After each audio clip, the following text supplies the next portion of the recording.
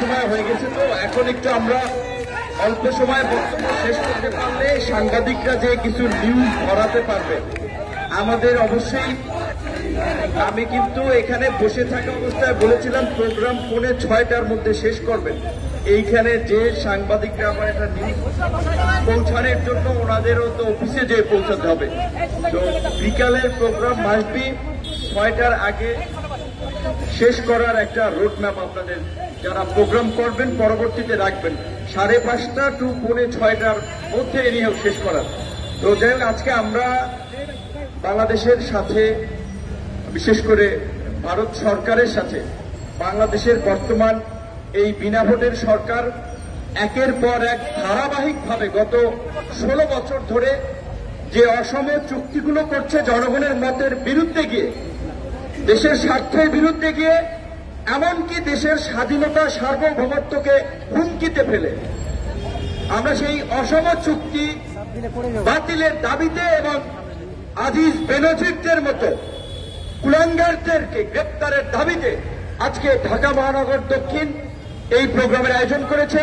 ঈদের পরে লোক ঢাকায় এসে ওইভাবে এখনো পৌঁছায় নাই, তারপরেও তারা তাৎক্ষণিকভাবে প্রোগ্রাম আয়োজন করেছে, আমরা তাদেরকে ধন্যবাদ জানাই। এই প্রোগ্রামে বক্তব্য রেখেছেন গণ অধিকার পরিষদের এবং অঙ্গ সংগঠনের নেতৃবৃন্দ, আরো বক্তব্য রাখেন নাই আমাদের গণ অধিকার পরিষদের কেন্দ্রীয় নেতা, উচ্চতর পরিষদের সদস্য ফাহিম, ফাতেমা, আবু হানিফ, যুগ্ম সাধারণ সম্পাদক মাহফুজুর রহমান সহ অনেকে, আমাদের আরো অনেক নেতৃবৃন্দ রেখেছেন। যেই বক্তব্য আপনারা রেখেছেন বা তাদের কাছ থেকে শুনেছেন, আমার কাছে আর নতুন তথ্য দেওয়ার মতো নাই। একই ইস্যুতে আমরা প্রোগ্রাম করেছি। আমি 2-3টে বিষয়ে কথা বলে শেষ করতে চেষ্টা করব সংক্ষেপে। প্রথমত, আপনারা যদি একটা বিষয় লক্ষ্য করেন যে প্রধানমন্ত্রী থেকে শুরু করে আওয়ামী লীগের শীর্ষ নেতারা সব সময় কিছু গতানুগতিক কথা, যেটা গোয়েবলসের তত্ত্বের মতো সামনে আনার চেষ্টা করেন যে ভারত আমাদের মুক্তিযুদ্ধে সহযোগিতা করেছে, ভারত আমাদের সীমান্তবর্তী বড় একটি প্রতিবেশী দেশ, তাদের সাথে বৈরিতা করা যাবে না, বন্ধুত্ব করতে হবে, মুক্তিযুদ্ধের কারণে কৃতজ্ঞতা স্বীকার করতে হবে। আওয়ামী লীগের নেতাদের এই কথার সাথে আমাদের দ্বিমত নাই। আমরাও মনে করি যে ভারত মুক্তিযুদ্ধে আমাদেরকে যেভাবে সহযোগিতা করেছে তার জন্য ভারতকে আমাদের ধন্যবাদ দেওয়া উচিত। 4,500 বর্ডার ভারতের সাথে বাংলাদেশের, নিশ্চয়ই যদি ভারত এবং বাংলাদেশের সাথে বৈরী সম্পর্ক থাকে সেটা বাংলাদেশ ভারত কারো জন্যই ভালো না। আমরা একটা ভারসাম্যপূর্ণ সম্পর্ক চাই। কিন্তু দেশ স্বাধীনের পর 72 থেকে যদি আজকে অদ্যাবধি বাংলাদেশের প্রতি ভারতের আচরণটা দেখেন, তাহলে সেটা কি মনে করেন? ভারত কি আমাদেরকে বন্ধু রাষ্ট্র হিসেবে, স্বাধীন সার্বভৌম রাষ্ট্র হিসেবে চোখে দেখে, নাকি চাকর বাকর হিসেবে আমাদেরকে চোখে দেখে? প্রধানমন্ত্রী কিছুদিন আগে খুব প্রাউড ফিল করেছেন যে ভারতের প্রধানমন্ত্রী নরেন্দ্র মোদী ক্ষমতায় আসার পরে, তৃতীয়বার সরকার গঠনের পরে আমি দেখা করেছি, খুব গর্ববোধ করেছেন। মোদী তো আপনার সাথে দেখা করতে আসেন নাই, আপনি হাইটে গেছেন। মানে যে গ্রামে একটা কথা বলে, গায়ে মানে না আপনি মোড়ল, পাবলিক দাম দেয় না, তারপরেও চাপাবাজি করে বেড়ায়, আমার মামু অমুক, আমার খালু অমুক, প্রভাব দেখায়। আপনি গেছেন ক্ষমতায় থাকার জন্য, তার কাছে তোয়াজ করার জন্য, তাকে খুশি করার জন্য যে মোদী মশাই চীন আমাকে দাওয়াত দিছে, আমি চীন যাচ্ছি, দয়া করে আপনারা মাইন্ড করবেন না, কারণ আপনাদের চরণে সবসময় আমাদের, আপনার কি বলবেন, কপাল ললাট আমরা সবসময় এঁকে দেব আপনাদের পদচরণে। কারণ এই গোলামি করেই তো 4টি নির্বাচন আওয়ামী লীগ করেছেন এবং বিনা ভোটে নির্বাচন করে ভারতের সহযোগিতায় আজকে ক্ষমতায় আছেন আর ভারতের জিকির করছেন। আজকে পরিষ্কার হয়ে যাচ্ছে দেশের মানুষের কাছে, সেই দেশ স্বাধীনের পর 72 সালে বঙ্গবন্ধুর শাসনামলে অভ্যন্তরীণ নৌ ট্রানজিটের স্বাক্ষর হয়েছিল, যেটি 65 সালে পাক ভারত যুদ্ধের পরে বন্ধ ছিল। ভারত কলকাতা এবং এই পূর্বাঞ্চলীয় রাজ্যগুলোতে পণ্য পরিবহনের জন্য বাংলাদেশের তার নদীপথ ব্যবহার করার প্রয়োজন হচ্ছিল। 47 সালে পাকিস্তান ভারত ভাগ হয়, 65 সালে ভারত পাকিস্তান যুদ্ধের পরে পাকিস্তান বন্ধ করে দিয়েছিল, তখনই ভারত প্ল্যান নিয়েছিল, পরিকল্পনা নিয়েছিল পাকিস্তানকে দুর্বল করার জন্য, শক্তিশালী পাকিস্তানকে ভেঙে ফেলতে হবে। তাই তারা আমাদের মুক্তিযুদ্ধে সহযোগিতা করেছে, যেটাকে বলে উইন উইন পজিশন। এমনি এমনি ভারত সহযোগিতা করে নাই। কাজী এত কৃতজ্ঞতা চিত্তে এত দালালি চাটুকারিতা করা বোধহয় ঠিক না এবং দুঃখজনক। প্রধানমন্ত্রীর জায়গা থেকে যখন এই কথা বলা হয় সেটা আরো উদ্বেগজনক। সেই 72 থেকে শুরু হয়েছে। আওয়ামী লীগ ক্ষমতায় ছিল কবে? 75 থেকে 96 পর্যন্ত 21 বছর আওয়ামী লীগ ক্ষমতায় ছিল না। বাংলাদেশের স্বাধীনতা সার্বভৌমত্ব ছিল। যেই কারণে এই জিয়াউর রহমান 78 সালে যখন মিয়ানমার থেকে রোহিঙ্গারা দেশে এসেছিল, রোহিঙ্গাদেরকে হুমকি দিয়ে মিয়ানমারে পাঠাতে পেরেছিল। 1992 সালে বেগম খালেদা জিয়া প্রধানমন্ত্রী থাকা অবস্থায় আবার যখন রোহিঙ্গাদেরকে মিয়ানমার শয়তানি করে এখানে পাঠিয়েছিল, তখনও বাংলাদেশ রোহিঙ্গাদেরকে ফেরাতে সক্ষম হয়েছিল। আর ভারতের সেবা দাস লেন্দুপ্তর্জির সরকার আজকে ক্ষমতায়। আজকে 12 লক্ষ রোহিঙ্গা 2017 সাল থেকে এই দেশের মধ্যে আছে। এখন পর্যন্ত 17 জন রোহিঙ্গাকে এই লেন্দুপ্তর্জির সরকার পাঠাতে পারে নাই। বড় বড় কথা। এমনকি এই রোহিঙ্গা নিয়ে যখন জাতিসংঘে আলোচনা হয়, প্রস্তাবনা আসে, বরাবর ভারত বাংলাদেশের বিরুদ্ধে এবং মিয়ানমারের পক্ষাবস্থান নিয়েছে। এমনকি এই সরকারের আরেক যে কিস্তিওয়ালা বন্ধু, গ্রামে কিস্তি দেয় না, এই যে চীন যে টাকা দিতেছে, কিস্তিওয়ালা বন্ধু বাংলাদেশকে দখল করার জন্য আরেক দখলদার, আরেক সাম্রাজ্যবাদী আধিপত্যবাদী শক্তি ঋণ দিয়ে বাংলাদেশকে ক্রাশ করার একটা পরিকল্পনা নিচ্ছে। এই চীনও কিন্তু জাতিসংঘে বাংলাদেশের পক্ষে দাঁড়ায় না। আপনাদের বন্ধুরা তো আপনাদেরকে পাত্তা দেয় না, আপনাদেরকে মূল্যায়ন করে না। তারপর আপনারা গোলামের মতো তাদের প্রতি কৃতজ্ঞতা স্বীকার করেন। তাই শেখ হাসিনা সরকারকে বলতে চাই, শেখ হাসিনাকে বলতে চাই, আপনি প্রাউড ফিল করেন, অহংকার বোধ করেন। প্রকাশ্যে সেদিন সংবাদ সম্মেলনে খুব বলেছেন, আমি জাতির পিতার কন্যা। এই দেশে আর কেউ জাতির পিতা হতে পারবে না। জোর করে জাতির পিতার কন্যা হওয়া যায় না, জোর করে প্রধানমন্ত্রী হওয়া যায় না, জোর করে মানুষের সমর্থন নেওয়া যায় না। গায়ের চড়ে আছেন, জাতির পিতার কন্যা হলে সাহস থাকলে নির্বাচন দিয়ে দেখেন, কেয়ারটেকারের অধীনে নির্বাচন দিয়ে দেখেন। সেই মুরত নাই, বরঞ্চ ভয় আছে আপনার। আপনি জানেন আপনি রাষ্ট্র ক্ষমতাকে এবং আপনার জীবনের নিরাপত্তাকে একাকার করে ফেলেছেন। তাই আজকে ভারতের পা চেটে গোলামি করে দেশ বিক্রি করে আজকে আপনি ক্ষমতায় থাকার মোহে আজকে বিবর আছেন। বন্ধুগণ, অনেক কথা বলার ছিল, সময় সংক্ষেপের কারণে কথা সংক্ষিপ্ত করতে হবে। বাংলাদেশের রাজনৈতিক হত্যাকাণ্ডের মধ্যে 75-এর যে বঙ্গবন্ধুর যে নির্মম হত্যাকাণ্ড, সেটি নিন্দনীয় ঘটনা। সেই ঘটনার জন্য আওয়ামী লীগের নেতারা, প্রধানমন্ত্রী বিএনপিকে দায়ী করেন। অথচ সেই হত্যাকাণ্ডের যারা টুকটুকি বাজাতে চেয়েছিল বঙ্গবন্ধুর চামড়া দিয়ে, সেই হত্যাকাণ্ডের যারা প্রেক্ষাপট রচনা করেছিল ওই মতিয়া চৌধুরী, ইনু মেনন, আপনার শাহজাহান খানরা, যারা গণবাহিনী গড়ে তুলেছিলেন, তাদেরকে নিয়ে কিন্তু শেখ হাসিনা মন্ত্রিসভা গঠন করে ভাগ বাটোয়ারা ক্ষমতার হালুয়া রুটি খাচ্ছেন। সেই সময় তার বাবার হত্যার কথা মনে পড়ে না, জাতির পিতার হত্যার কথা মনে পড়ে না। ধিক্কার জানাই, খুনিদেরকে সাথে নিয়ে, বাবার খুনিদেরকে সাথে নিয়ে আপনি রাষ্ট্র ক্ষমতায় যাওয়ার জন্য বাবার খুনিদেরকে সাথে নিয়ে আপনি মন্ত্রিসভা গঠন করেছেন। আপনার লজ্জা থাকা উচিত। আপনি বড় বড় কথা বলেন কিভাবে? মানুষকে কি বোকা ভাবেন, আধা পাগল ভাবেন, আপনার রুগী ভাবেন? মানুষ এত বোকা, এত আধা পাগল না। এবং আপনারা যদি একটা বিষয় লক্ষ্য করেন, ভারত সহযোগিতা করেছিল বঙ্গবন্ধু শেখ মুজিবুর রহমান ইন্দিরা গান্ধীকে প্রথম দেখায় বলছে আপনার সৈন্যরা কবে যাবে। কারণ বঙ্গবন্ধুর কাছে ততক্ষণ মেসেজ এসে গিয়েছিল, মার্কিন যুক্তরাষ্ট্র বলেছে ভারতের সৈন্য প্রত্যাহার না হলে বাংলাদেশকে স্বীকৃতি তারা দিবে না। সৌদি আরবও একই কথা বলেছিল। তার প্রেক্ষাপটে ভারত তার সৈন্য প্রত্যাহারে বাধ্য হয়েছে। এটা কি শেখ হাসিনার কৃতিত্ব? এটা কি আওয়ামী লীগের কৃতিত্ব?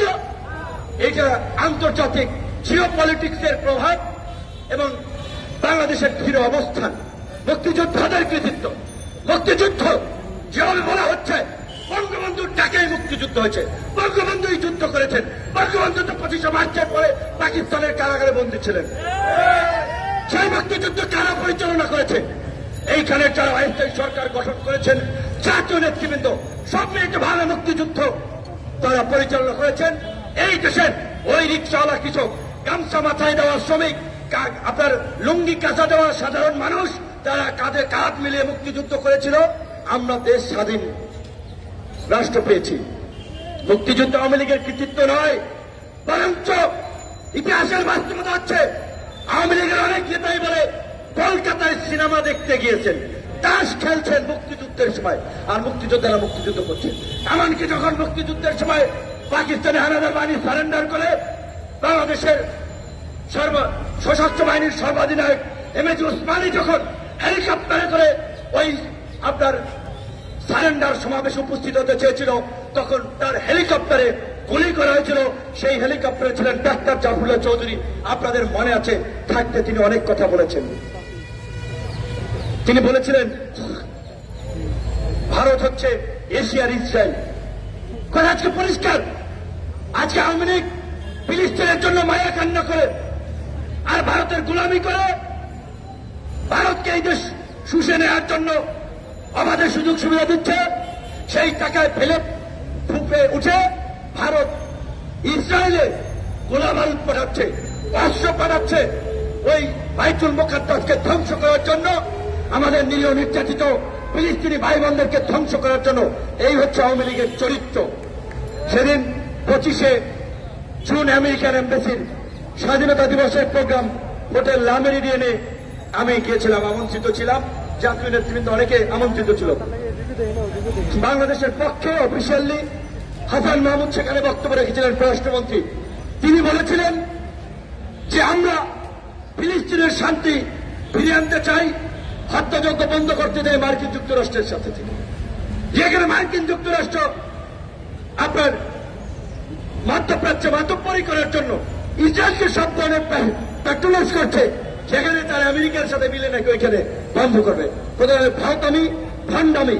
এবং এই যে প্রধানমন্ত্রী বলেছে আটলান্টিকের ওই পার না গেলে কি হবে, আবার আওয়ামী লীগের নেতারা মার্কিন রাষ্ট্রদূত পিটার হাসকে হাঁস ভেবে জবাই করে খেতে চায়, অথচ ওই স্বাধীনতা দিবসের প্রোগ্রামের বক্তব্য মনে হচ্ছে প্রভুর সামনে চাকর বক্তব্য দিচ্ছে। বাংলাদেশি যে কান্ট্রি অফ ব্লাড ড্রন এইভাবে বক্তব্য দিচ্ছে যে আমাদের এই সমস্যা। এই 1990 সালের বন্যায় আমি প্রথম সি প্লেন দেখেছি, হাসান মাহমুদ সাহেব বলেছে আমেরিকার তেলবাজি করার জন্য। এই কোভিডের সময় আমেরিকা এতগুলো টিকা দিয়েছে, আমাদেরকে এইভাবে সহযোগিতা করছে, অথচ বাইরে এসে গালাগালি করে, সামনে গেলে চাটুকারিতা করে। তো আজকে অনেক কথা বলা যায় না, অবস্থানের কারণে আমরা বলতে পারি না, কিন্তু এইটুকু আজকে সাধারণ মানুষকে বুঝাতে হবে, উপলব্ধি করাতে হবে। বাংলাদেশের ক্ষমতা শুধুমাত্র বাংলাদেশের আন্দোলন সংগ্রাম দিয়ে সরকার পতন সম্ভব নয়, আন্তর্জাতিক অনেক কিছু এর সাথে জড়িত। কিন্তু এটা সত্য, যদি আমরা জনগণ রাজপথে গণ অভ্যুত্থান ঘটাতে পারি, আন্তর্জাতিক শক্তি আমাদের সাথে থাকবে। আমাদেরকে সেই প্রেক্ষাপট তৈরি করতে হবে। আজকে এই ভারতের সাথে স্বাধীনতা, সার্বভৌমত্ব চুক্তির বিরুদ্ধে যুগপৎ আন্দোলনে থাকা গণতন্ত্রকামী, দেশপ্রেমিক সকল রাজনৈতিক দলকে রাজপথে নেমে আগ্রাসনের বিরুদ্ধে আমরা প্রতিবাদ করার আহ্বান জানাই। শেখ হাসিনা সরকারকে স্পষ্টভাবে বলে দিতে চাই, এতদিন যা করেছেন, বাংলাদেশের বুকের মধ্যে দিয়ে ভারতীয় রেল লাইন যাবে না। আজকে দুর্নীতি নিয়ে ব্যাপক আলোচনা হচ্ছে, মানে দুর্নীতি, লুটপাটের একটা মহামারী চলছে, সংসদে আলোচনা হচ্ছে।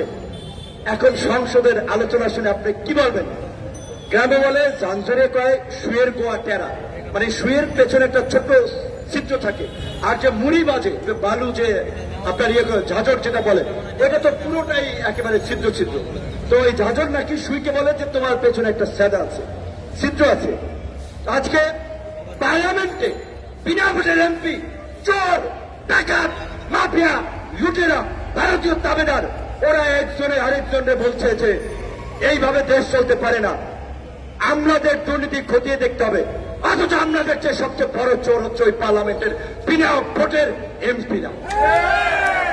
আজকে পুলিশ নিয়ে অনেক বক্তব্য আসে, আমরাও কথা বলি। পুলিশে প্রায় 2.5 লক্ষ সদস্য আছে। 2.5 লক্ষ সদস্যের মধ্যে সাবেক একজন আইজিপি বেনজির কাণ্ড লুটপাটের পত্রিকা এসেছে। এই পর্যন্ত ডিআইজি রফিকুল ইসলাম, ডিআইজি জামিল হাসান, ডিএমপির সাবেক কমিশনার আসাদুজ্জামান সহ 5 থেকে 7 জন ঊর্ধ্বতন পুলিশ অফিসারের দুর্নীতি নিয়ে গণমাধ্যমে রিপোর্ট হয়েছে। আমরা বিশ্বাস করি আরো শতাধিক আছে। তাহলে 2.5 লক্ষ পুলিশের মধ্যে যদি 1-150 দুর্নীতিবাজ, লুটেরা, মাফিয়া থাকে, তাহলে সেটা কখনোই 2.5 লক্ষ পুলিশের বদনাম হতে পারে না। তাই আমরা পুলিশ বাহিনীকে বলবো, আপনারা কেন এই 1-150 দুর্নীতিবাজ, লুটেরা, চোর, ডাকাতের জন্য আপনারা দায় নেবেন? আপনাদের হাতে বন্দুক আছে, দুর্নীতিবাজদেরকে প্রথমে মেরে ফেলেন, আপনারা গুলি চালিয়ে মেরে ফেলেন। রাষ্ট্র ওদের বিচার করবে না। এই রাষ্ট্র দুর্নীতিবাজদের পৃষ্ঠপোষক। আপনারা এই বাহিনীকে কলঙ্কমুক্ত রাখার জন্য খতম করে দেন। এদেরকে খতম করার জন্য জনগণ যদি আইন নিজের হাতে তুলে না নেয়, তাহলে এই দেশে গণতন্ত্র, ন্যায় বিচার ফিরে আসবে না। আইনের কথা বলবো আমরা। আজকে আইন কি আছে? কোর্টে বিচার ব্যবস্থা আছে? কোর্টে বিরোধী দলের জন্য কোন ন্যায় বিচারের দরজা আছে? নাই। পুলিশ বাইরে অসহায়, রাস্তাঘাটে দেখা হয়, আত্মীয় স্বজন চাকরি করে। দুঃখের কথা কি বলবো, আমার আপন মামা পুলিশের চাকরি শেষে রিটায়ার্ড করেছেন। ঢাকায় এসে আমার সাথে একটা ছবি তুলে ফেসবুকে দিয়েছিলেন। মামি ভয়ে পেয়ে আতঙ্কে ছবি ডিলিট করেছেন। বাবা, তোমার মামারে নিয়ে ছবিটা ডিলিট করো, আমার বাচ্চা কাচ্চা পড়াইতে হবে, পেনশনের টাকাটা আবার আটকে দেবে। আমার আপন মামা, চিন্তা করেন, কি একটা ভয়ের মধ্যে আছে, কি একটা ফ্যাসিস্ট রাষ্ট্র শেখ হাসিনা এবং এই আজিজ বেনজিরের মতো কুলাঙ্গারা তৈরি করেছে যে আমার মামা পুলিশের চাকরি করে বিদায় ভাইটির সাথে তার ছবি ফেসবুকে দিতে পারবে না। যে এইভাবে আজকে এই পুলিশ ভাইদের বন্দি করে রাখা হচ্ছে, শেকল পরিয়ে রাখা হচ্ছে। বিশ্বাস করেন, 28 তারিখের ঘটনা নিয়ে অনেক পুলিশ অফিসার বেড়েছে। ভাই, আমরা তো রেডি ছিলাম যে আপনারা আরেকটু ধাক্কা দিলেই তো আমরা ঘরে উঠে যাইতাম। পুলিশের তো কাজ নাই, শেখ হাসিনার জন্য গুলি খাবে, রক্ত দিবে, ভারতের জন্য দালালি করবে। কারণ এই পুলিশের বেতন দেয় এই দেশের জনগণ, এই আর্মির বেতন দেয় এই দেশের জনগণ, এই দেশের জনগণের ভ্যাট ট্যাক্সের পয়সায়। এই দেশ যদি না থাকে, দেশ যদি সিকিম হয়ে যায়, হায়দ্রাবাদ হয়ে যায়, এইখানেও আমাদেরকে মোদির গোলামি করতে হবে। সেটা তো নিশ্চয়ই পুলিশ, আর্মি, কোন বাহিনীর লোকজন চাবে না, আমার দৃঢ় বিশ্বাস। তাই আজকে পুলিশ, সামরিক বাহিনী, সরকারি কর্মকর্তা কর্মচারী সকলকে বলবো, দেখেন, আল্লামা দিলওয়ার হোসেন সাইদি সাহেব মারা গেছে, আল্লাহ তাকে বেহেশত নসিব করুক। বারবার তার কথা মনে পড়ছে। আজকে এই শেখ হাসিনার রেল লাইনের চুক্তি দেখে তিনি বলেছিলেন কয়েক বছর আগে, প্রায় 30 বছর না 20-25 বছর আগে বলেছিলেন, আমি দেখতে পাচ্ছি বাংলার আকাশে উত্তর গগনে কালো কালো মেঘ করেছে, এমন কালো কালো অমানিচার মেঘ যদি সক্ষম ভাবে মোকাবেলা করতে না পারো, সুবে সাদিক হওয়া অসম্ভব। তিনি আল্লাহ ব্যক্তি ছিলেন, আল্লাহর ওলি ছিলেন। তাই তারা দূরদর্শিতার জায়গা থেকে দেখতে পাচ্ছিলেন ভারত বাংলাদেশকে গ্রাস করার জন্য সব ধরনের প্রস্তুতি নিয়েছে। এমনকি খালেদা জিয়া আজকে হাসপাতালের বেডে কাতরাচ্ছে। 1999 সালে এই ভারতকে করিডোর দেওয়া নিয়ে রোজ মার্চে কিশোরগঞ্জে বলেছিলেন, ভারতকে করিডোর দেওয়া শহীদের রক্তের সাথে বেইমানি। আজকে দিলওয়ার হোসেন সাইদিকে আমৃত্যু কারাগারে রেখে মৃত্যুর দিকে শেষ পর্যন্ত ঠেলে দিয়ে হত্যা করেছে। খালেদা জিয়াকে আজকে নানানভাবে হত্যা করার একটা ষড়যন্ত্র করছে। তাই আমি আপনাদের কাছে সর্বশেষ আমার এই যে বক্তব্য, এই দেশে যারা ভারতের বিরুদ্ধে কথা বলবে, ভারতীয় আগ্রাসনের বিরুদ্ধে কথা বলবে, তাদেরকে অনেক অত্যাচার, নির্যাতন, জুলুম সহ্য করতে হবে। এই যে আঙ্গুলটা পাকা এখনো, এই হাতটা ফ্র্যাকচার হয়ে গেছিল, চোরা লাগে নাই। 2019 সালে ডাকসুতে এই ভারতের এনআরসি সিএ নিয়ে প্রতিবাদ করায় সেদিন ভারতীয় মানবপুষ্ট ওই তথাকথিত সন্ত্রাসীদের সংগঠন মুক্তিযুদ্ধ মঞ্চ এবং ছাত্রলীগ আমাদের উপরে যৌথ হামলা করেছিল ডাকসুতে। আমি ডাকসুর বিপি ছিলাম। সেই ডাকসুতে লাইট ফ্যান বন্ধ করে 1971 সালের 25শে মার্চের মতো একটি নারকীয় তাণ্ডব চালিয়েছে। তাই আমি সন্ধ্যা আমাদের যে সমস্ত ভাই বন্ধুরা ভারতীয় পণ্য বর্জন আগ্রাসনের বিরুদ্ধে সরব হচ্ছেন, তাদেরও বিপদ আসতে পারে।